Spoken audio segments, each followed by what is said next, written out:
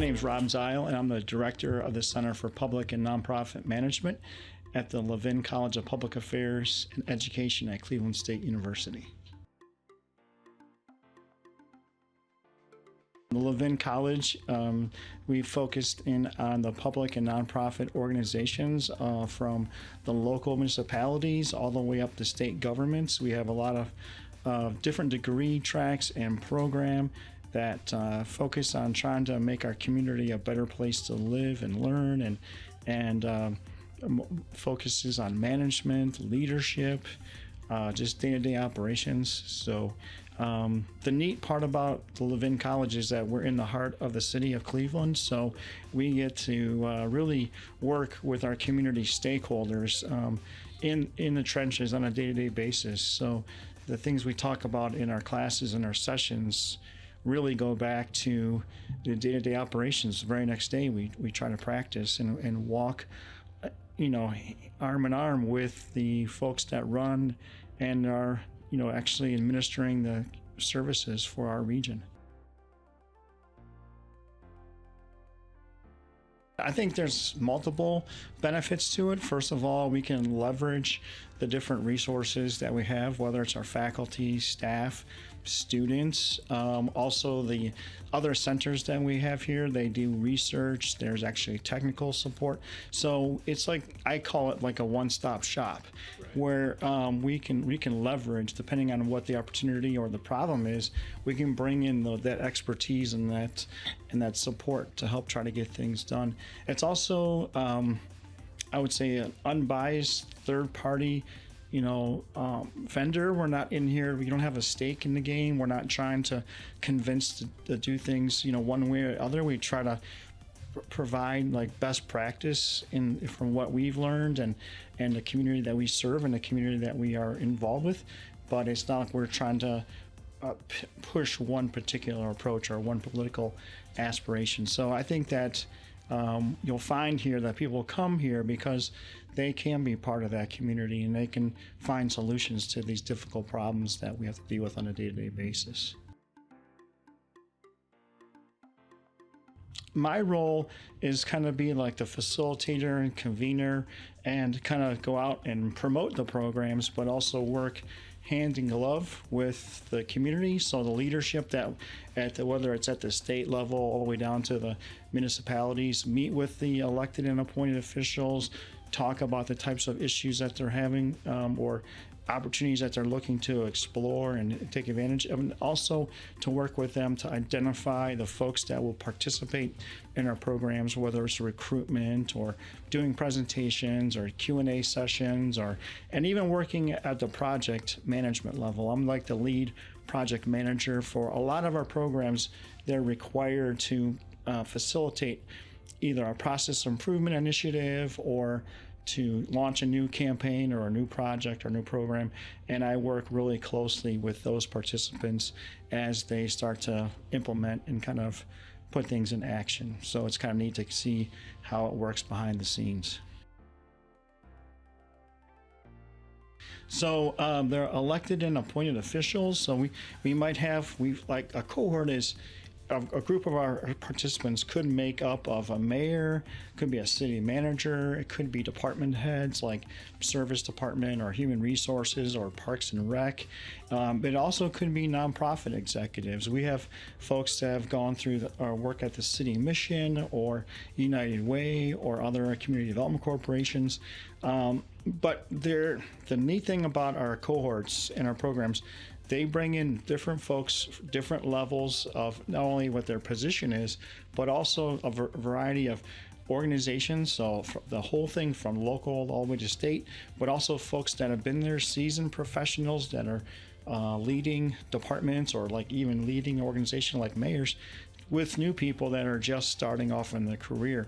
And sometimes people say, well, why would you do that? Like, these higher level folks, they don't have time to, deal with some of these new people. But everybody has a different perspective and a different way of looking at things or even opportunities. And so we've seen over time that they want to have that diversity in that group because and every person's voice is appreciated and has a platform to kind of be part of that solution. So it's really neat. It's almost like a laboratory, and like our city's like a laboratory. So you can come in here and talk about these things and kind of try to flush out different ideas.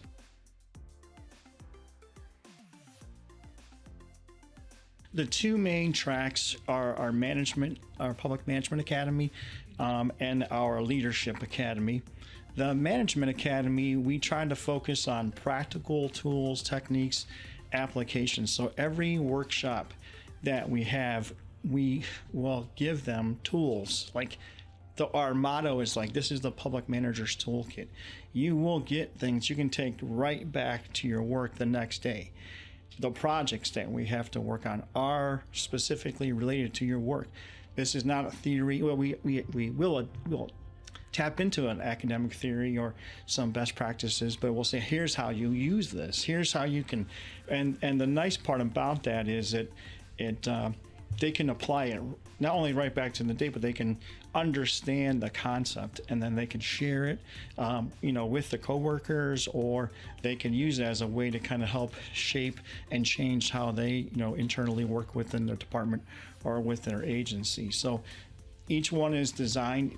Each class is designed to give them a toolkit and a tool, and then at the leadership level, the analogy that I use about leadership is like a Rubik's Cube. So when you take that Rubik's Cube out of the package, it's pretty, it has all the colors are nice and solid, but the second that you start to twist it, it gets all messed up and the colors get all mixed together, and you're like, okay, how do we do this?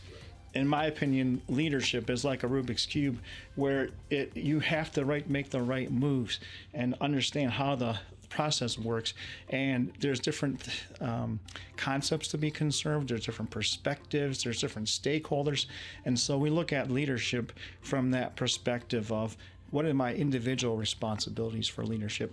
What do I have to do to my commitments for an organizational level? And then finally, what does that look like from a strategic or a community perspective?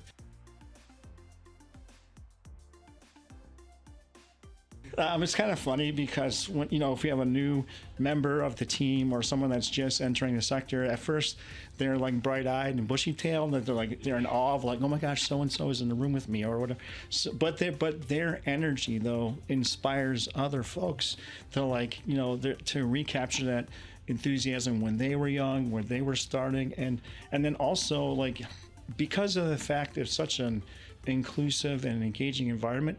A lot of times those younger folks get comfortable in the first couple sessions, and they learn that their voice is welcome, the questions, or maybe even some of the innovations that they offered are some things that people consider. And then they just kind of fall into the regular routine, just like one of the regular groups. And then after a while, they become part of that leadership group that moves on.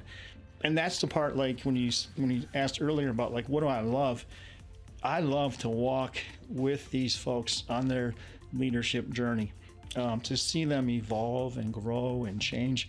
We just had a graduation a couple weeks ago, and I asked, I didn't know the percentages, but I'd heard anecdotally that a lot of people had gotten promotions and raises, and about 80% of the group all raised their hand that they were either promoted during or right after they completed our programs. And I'm not taking credit for it, but what I'm saying is I think that group and those type of people, something changes where the light bulb turns on and they're inspired and motivated to raise their game and raise their performance, and that is reflected back at their workplace because they get those additional opportunities that they were shooting for or aspiring to, and to watch them grow. So.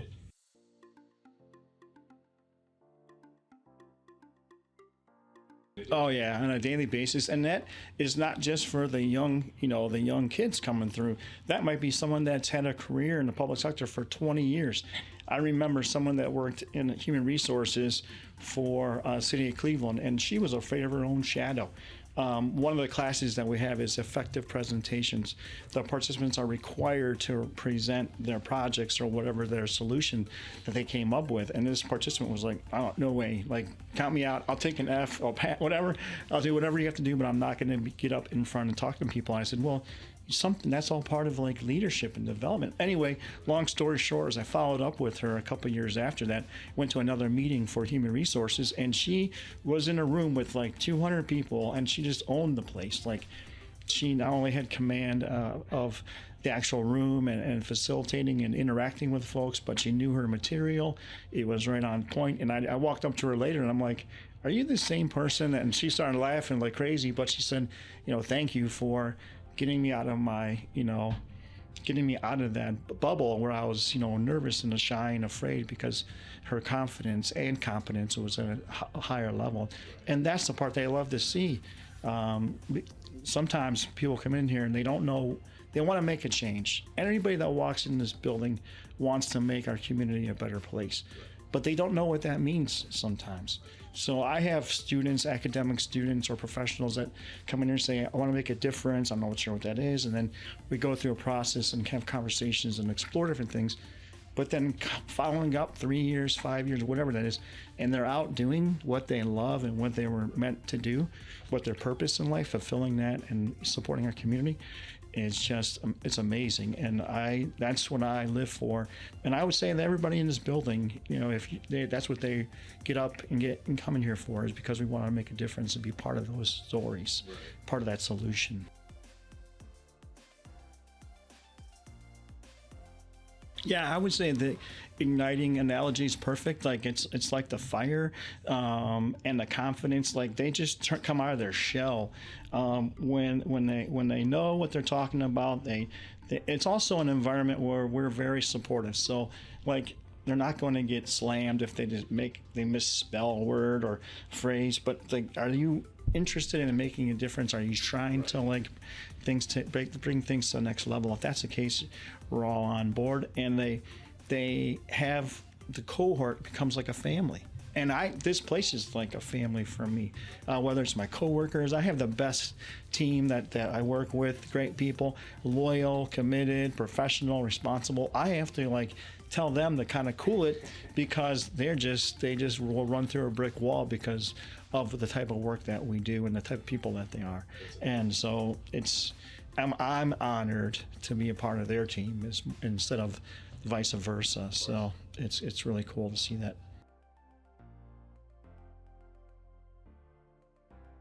Yeah, we're still trying to figure that out ourselves. Under our last, not this current administration, but the one before, they decided that they wanted to do, call it CSU 2.0, and to try to leverage and kind of pull different departments and activities more around themes and be more strategic in that process. So we're still getting to know each other, but I think it's pretty powerful because within our umbrella now for our college, we have the old urban, we have affairs, we have the old education, but now in addition to that, we have criminology, sociology, communications. There are so many more departments together, and then we can leverage our strengths. I think it also makes us more powerful in the community, and we have a bigger voice internally on campus because we're representing such a large number of faculty and students. And also for me personally, for our center, I see it as an opportunity for like entrepreneurship, because I'm like, now we have friends on campus that deal with the Cleveland School District. We personally have trained people in the operations department. We personally work with folks that are in the nutrition area. We've worked with people that are in safety, security, that are currently our customers. However, we haven't worked with anybody that's a teacher or a principal or an administrator. And now we can, cross-fertilize and kind of like have discussions about, okay, what if we took a little bit of this with that and smash that together? What does that look like? Same thing with criminology. We have a center for emergency preparedness, and our main focus has always been on the fire side of things and emergency services, emergency management type activities. But now we have criminology. Maybe we can get within the police side of things, or maybe Homeland Security, or maybe FBI and things like that. So I think to me, it's all good. It's just going to create new opportunities and ultimately create opportunities for our students, our current academic students, and the stakeholders that we serve. A lot of times these departments work with the similar groups, but they just have a different focus. And now we're going to say, oh, well, we can do that technical side, which they might have for the teachers or the principals, but now we can throw the leadership side in there, or we can talk about public sector management along in that side. When you're trying to work with a bunch of students and trying to get them trained, here's also some ways that you could do this as an administrator as well. So they all have their own specializations and their own expertise. So we're just now having conversations about what can we do and where. So the reason why I love also working at Cleveland State is I used to work in the private sector for a manufacturing plant, and we were limited by the dimensions and the capabilities of the machinery that we worked with. So whether it was 4 feet wide and 6 foot long, and we can only do a print job with 6 colors or whatever it is, or folding or building something, now it's all up here. As long as you have an idea and then you can leverage the experts and kind of bring them in, the sky's the limit. So it's an exciting place to be, because there's always breakthroughs, or there's always new ideas or new challenges that come up that we're presented with, and say, how do we jump into the frame, help them out, or share a best practice or innovation that we've learned working on different programs and projects. So there's never 2 days that are the same, ever. Like every day there's different projects, different programs, different people that we interact with. So I need that for stimulation and motivation to kind of keep it fresh all the time.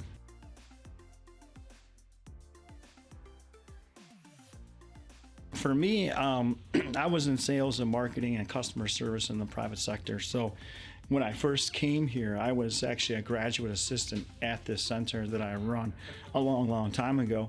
And so I had no idea. I didn't even know how to spell public administration. I didn't even know what we did, but I just kind of fell back to what I knew how to do, which was to communicate with people, to create relationships, seek out opportunities, and to provide the best service that I could to be answer and be there for a support mechanism and assist, to create opportunities for individuals and for our area.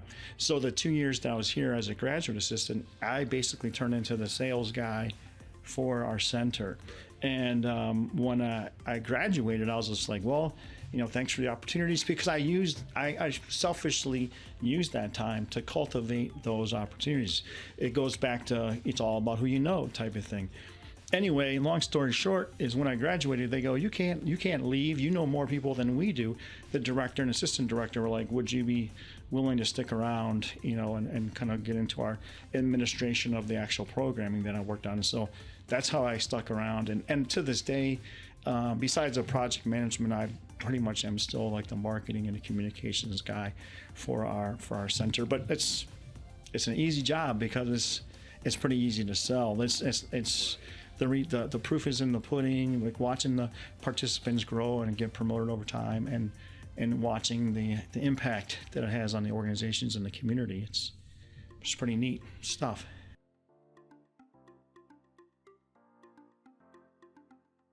Yeah, it's definitely part of that. That's part of the curriculum are those concepts, but it's also about strategic planning.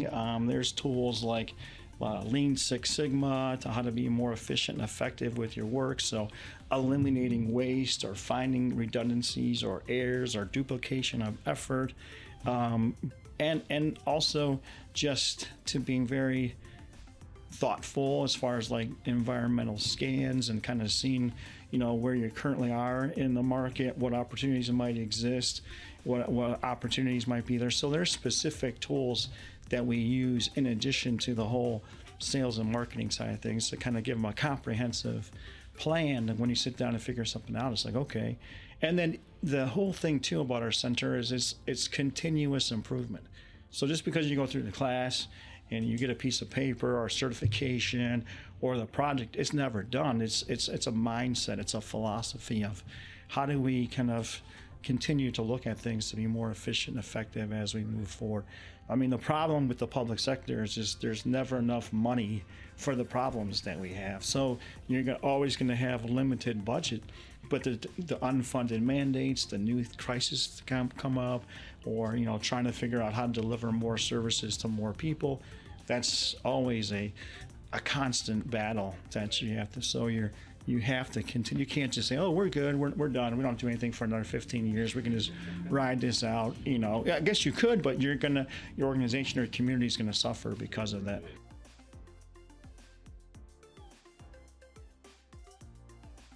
Yeah, we actually have that embedded in our courses already. We're talking about that and how they can use it as a tool, but also be careful because it has a lot of limitations are still unknown as far as what that is going to be. But at the same point in time, you can't just bury your head in the sand. Like, what is available?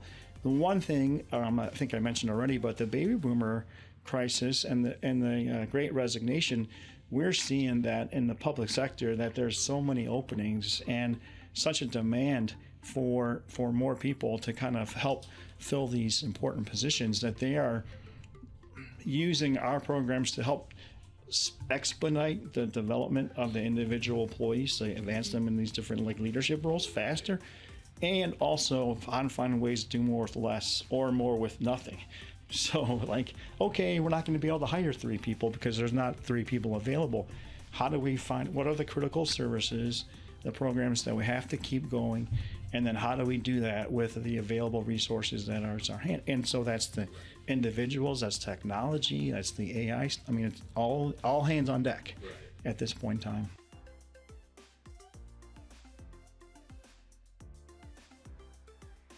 So it's becoming more and more popular and more common in the government sector. It definitely started in the private sector and automotive world and Toyota and many automobile manufacturing. But how we see it in our industry is there's a lot of permits or applications or paperwork that gets submitted. And as a customer or a resident or maybe a business, you will submit an application for a building permit, or maybe you want to apply for a position, and it takes 3 months to get confirmation that they received your paperwork, let alone that they've processed it. And so the government, we don't have the time to waste like that anymore. So how we use the Six Sigma and the lean tools, more of the lean tools, is to find out what's something called a process map. So we kind of go by step and kind of lay it out on paper to physically demonstrate, okay, these are the various steps in the process, and then go back another level and say, okay, where's it getting stuck in the actual machine or in the process?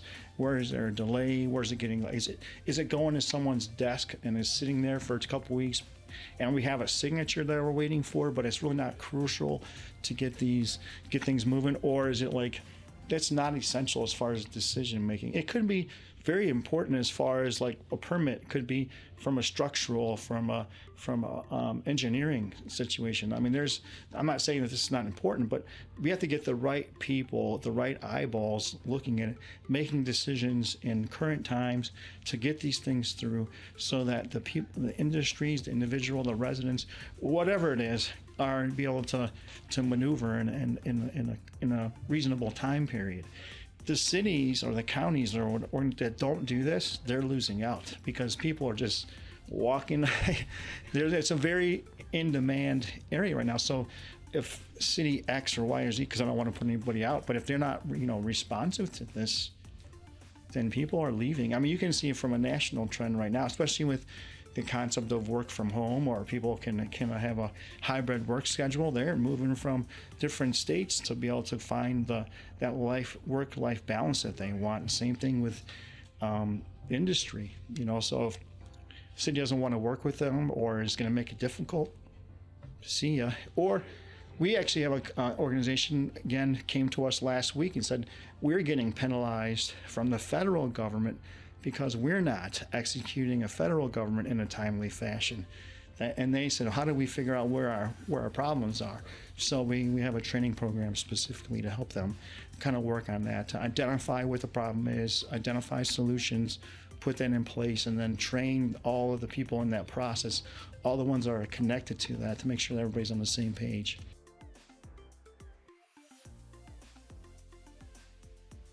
Well, and that's part of the discussion is, what are those critical things you have to keep, for safety or compliance or whatever, and then what is extra stuff that's just fluff, paperwork stuff that's just causing, and then let's get rid of that. That's how we've done it for 50 years. Exactly, and that's the philosophy. That's the major thing I think that's changing, is that concept of we've always done it that way, so why change, why bother? Is now we're forced out of that comfort zone, and also with the baby boomers. I'm not saying it's the baby boomers' fault. What I'm saying is, with a new generation and a new culture, a new mindset of the younger generation coming in, they're like, why would you do this? This is stupid. Not only this is a waste of time, but you're killing us. I'm getting all kinds of complaints. Why don't we just do this, this, and this? And they also, have more with apps and technology.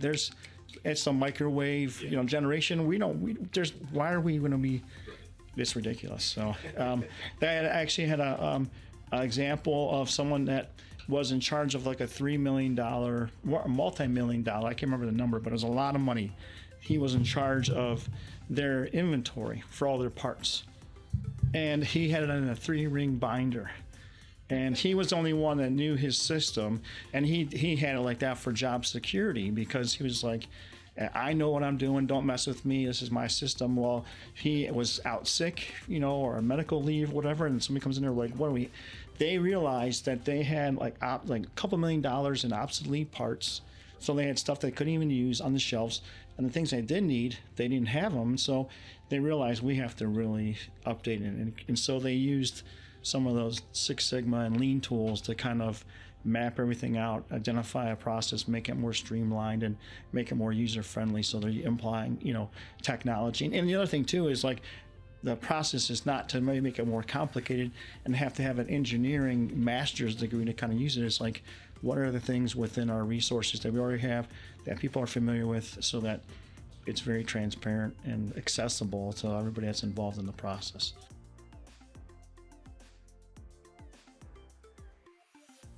Boot camp is a 4-day intensive program. It's 4 full days from like 8:30 to 4, and they take all of the concepts, especially on the lean side, all the tools, and they kind of smash it up into this very, comprehensive and intensive 4-day experience. Each participant gets put into a simulation role. So I can't remember the name of the fictitious government agency, but there's a fictitious government agency, and they're responsible for processing applications and forms. And basically how it starts off with is that everything gets all messed up. They lose paperwork. Things gets, the customers are all upset, and the management's like, we have to spend all this extra time on man hours and overtime and all kinds of stuff. And so we take that terrible experience, that's how it starts. And then each day after that is breaking it all down, looking at it, and then trying to put it all back together using these new tools. So they run the same simulation the last day with the new concepts and new process once they rebuild it. And then they see if they've made any kind of significant improvement, which they all do. Some teams are much faster than others, but all of them meet the criteria of what we're trying to do. There used to be a show called The $6 Million Man when I was growing up. I don't know if our audience knows that, but basically it's like to make it, build it better, stronger, faster, that type of stuff. So that's basically what we're trying to do with the Lean Ohio Boot Camp, is make it better, faster, stronger type of thing.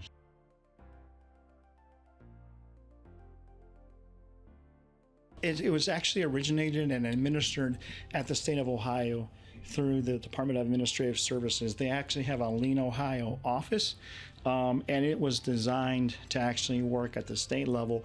So like the Department of Natural Resources, Transportation, Bureau of Workers' Compensation, but they hired universities across the entire state, whoever wanted to participate, so that we could actually offer it at the local basis as well. So we could still train folks from District 3 or 11 or whatever, like the state employees, but it's really more designed for us to kind of work in the municipal and county level to try to have a cascading effect of the impact.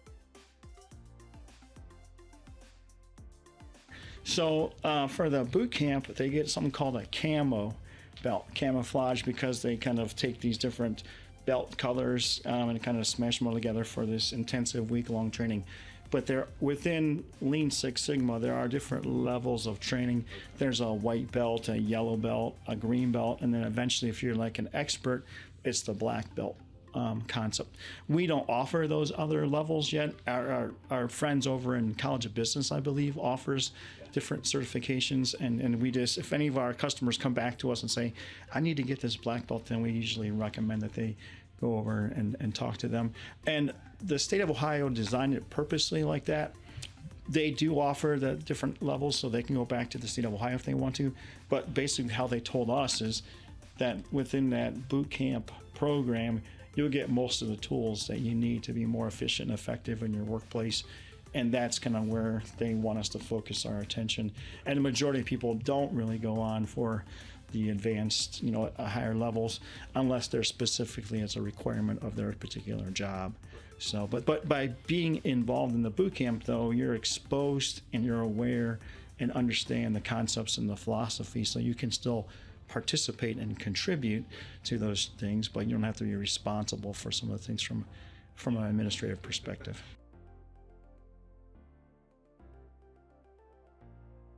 Yeah. So, I don't know where it falls within the different belt systems, because that's not one of the things that we do as far as that, but it is something that for a state. Definitely people put on their credential on their resume and stuff like that, for sure. I think that too, like, you use our center as like a resume builder and like a toolkit, as well as networking. It's a huge place for where they get exposed to all different peers, employers, opportunities, resources. So the networking that comes out of these various programs that we have is pretty unbelievable.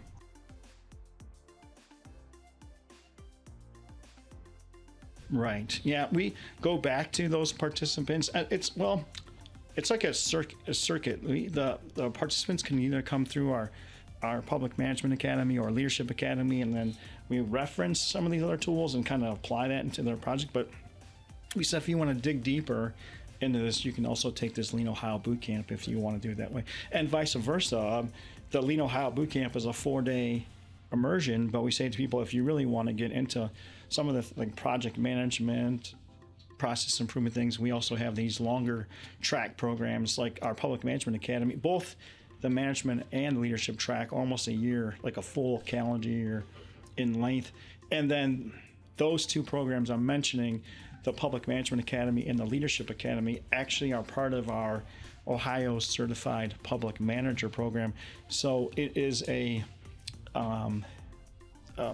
similar to like a CPA, the CPM, Certified Public Manager, similar to the Certified Public Accountant that you might hear in business, but it's a certification program that we're part of a national enterprise or national consortium that runs the Certified Public Manager. Right now, I think it's in 42 states, and there's also some other countries that are joining on board as well. And then we are required to follow specific contact hours and competencies and projects and outcomes and deliverables.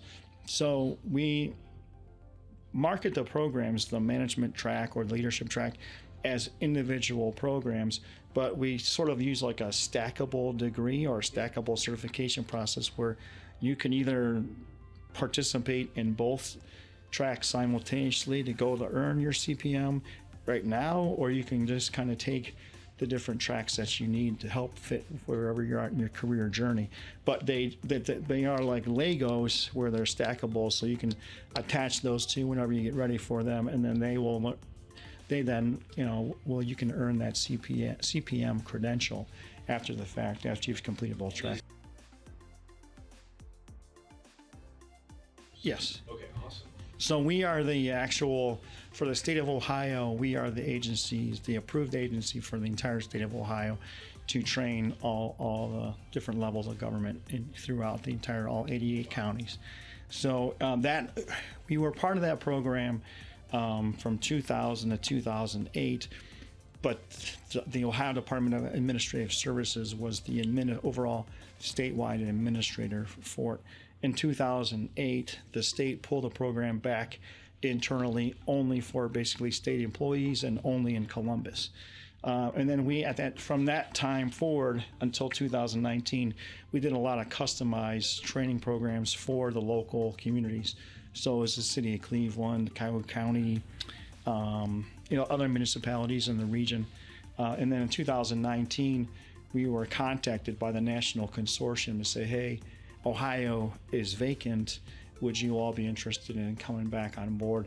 And we jumped at the chance. And the crazy part about it is that the process for approval and getting all of our programming put in place, it took us about a year to get everything in place. And we launched the week before COVID hit is when we launched our program. So we were initially designed to be a 100% in-person experience. And then COVID hit, we had to shut down and kind of pause and wait to see what happens. And then I just intended to have a couple weeks off, and then the rest is history. But the point of it is that it was probably the breakthrough that we needed. I know COVID was terrible, but we figured out how to use technology, Zoom, other online resources. And then it just was a springboard, because now we're able to deliver the program statewide. We have a hybrid model where we have a portion is online through Zoom, another portion is in-person, full-day experience, so they get that interactions and interpersonal development. But we're able now to leverage all these different resources, technology that we didn't even know existed. And now we can really get all 88 counties. Instead of being a Cleveland or Cuyahoga County or Northeast Ohio program, it is now officially a statewide program. So super pumped. We're still in that development phase and expansion, and we are signing an agreement with Ohio University in the Dublin, Ohio area to be our Columbus vendor for that. So they'll be facilitating workshops in Columbus, and then we're going to be working with other state agencies to leverage their physical buildings to kind of be all over in the next couple of years. So it's kind of fun to be part of that process and kind of see how it grows. But it'll allow us too to kind of expand the CSU and the Levin College brand, all over the state of Ohio in that sector too. So wait and see how that economy evolves, but definitely busy and definitely exciting times right now.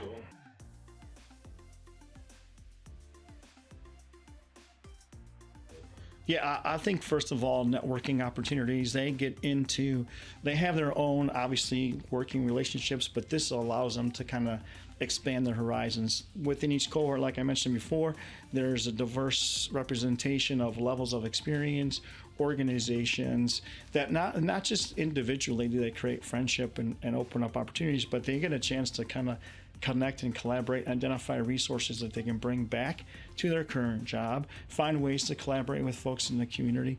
But then also, we don't promote this and I don't try to advocate, but it opens up doors for them that they didn't even know existed. So development opportunities beyond what you can just get by just coming into the office every day. Definitely toolkit, both about how to be more efficient, effective in your day-to-day operations, also from the strategic perspective. So those different things, the concept of emotional intelligence and strategic planning, and those, obviously you have to dedicate some time and some of the things you have, but you can learn how to be a good leader or notice the difference between what is good or what is bad leadership and understand those different things. Definitely to be better stewards, of the public resources that you're responsible for. We kind of really pound that you are a servant leader. You're in a role that you have bigger things, responsibilities, and obligations for the different stakeholders that you serve, and you're responsible for the proper execution and maximizing the impact of that. So try to look at that.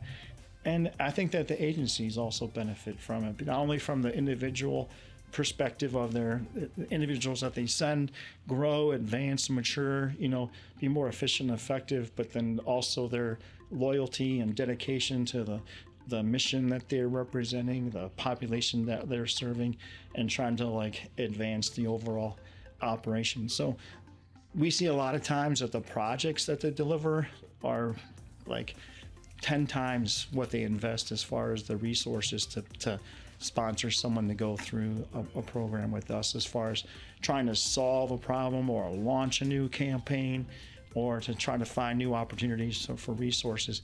They a lot of times would have to pay a consultant, somebody come in there, they do their thing and they leave, and yeah, it may or may not work, but then it's like they have to go back. So now they have this internal group of consultants and advisors and expertise that they can leverage for that particular problem that they solve, but they have that capacity moving forward.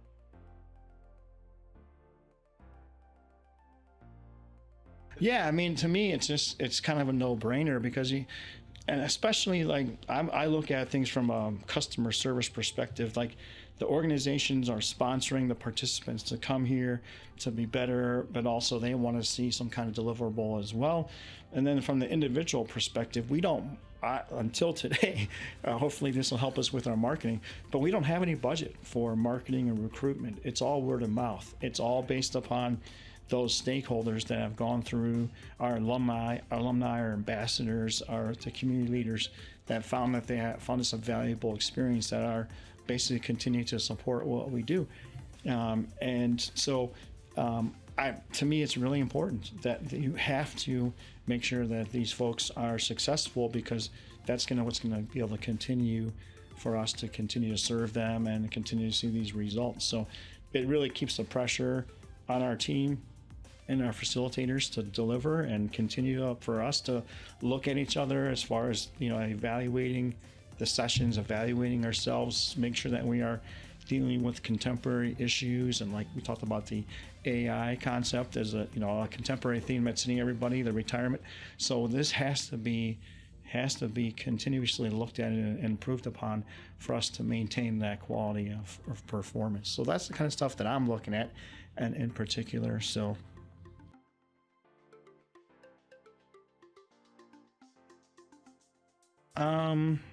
I would say that that's probably the reason why you're in the state where you're at right now, because I understand the concept of having to put out fires. I understand the concept of crisis management, and you don't have time to even handle what you got now, let alone step away from the office and take some time for leadership or management development.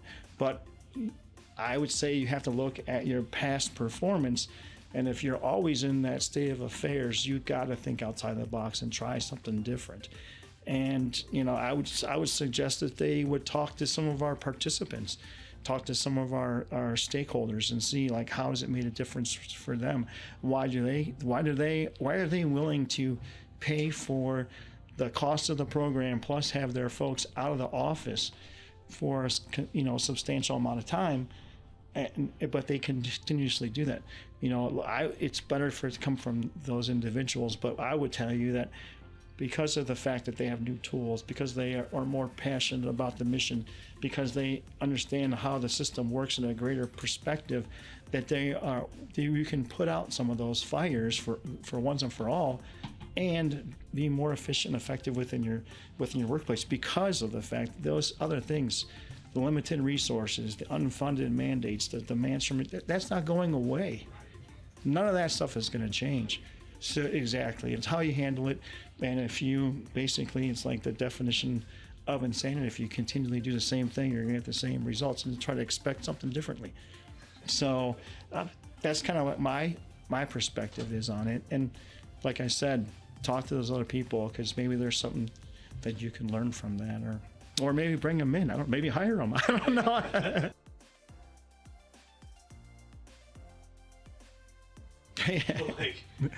Yeah, that's the part I love about my job, is like, these are people that are trying to they're the net of our entire community and our culture and our civilization, that are out there, the unsung heroes. When I first started working here, people would trash people in the public sector, or say they're lazy, or they're out for the fat pensions, but they don't do anything. That is so far from the truth, it's ridiculous. Most of them could go out and earn double, triple as far as compensations, but they're there because they know that they're trying to have a bigger purpose in serving a community and trying to help, whatever their agency they're working for. So I'm honored to be able to walk along with them in that journey.